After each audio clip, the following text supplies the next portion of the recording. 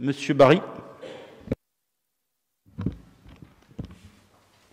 Alors, hommage à Valéry Giscard d'Estaing, troisième président de la Ve République. En l'honneur et en mémoire de Valéry Giscard d'Estaing, VGE, qui présida la France de 1974 à 1981, le président de la République a décrété une journée de deuil national mercredi 9 décembre dernier. Pendant son mandat, VGE apporta à notre pays de nombreuses réformes qui firent entrer la France dans la modernité.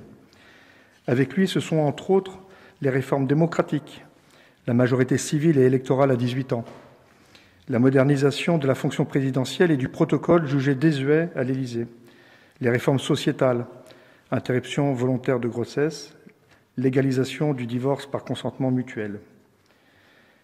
VGE était aussi attaché à la culture et à notre patrimoine. Il a conduit la naissance du musée d'Orsay et suivi son développement. Il est même question que le musée porte son nom. On lui doit aussi l'initiative de la création de la Cité des sciences et de l'industrie, avec mission de diffuser à un large public, enfants et adolescents, les connaissances scientifiques et techniques.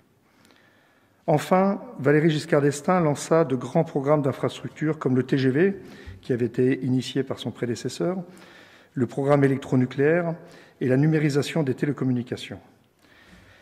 Valéry Giscard d'Estaing, c'est aussi un Européen convaincu et un ami du chancelier allemand Helmut Schmidt. On lui doit d'avoir impulsé la création du Conseil européen, d'avoir obtenu de ses collègues européens l'élection des députés du Parlement européen au suffrage universel et élargi ses pouvoirs. Il a soutenu Simone Veil, qui devint la première présidente du Parlement européen. Il a soutenu, toujours avec Helmut Schmidt, le système monétaire européen, préfigurant la monnaie unique. Il a participé à la création de l'Agence spatiale européenne.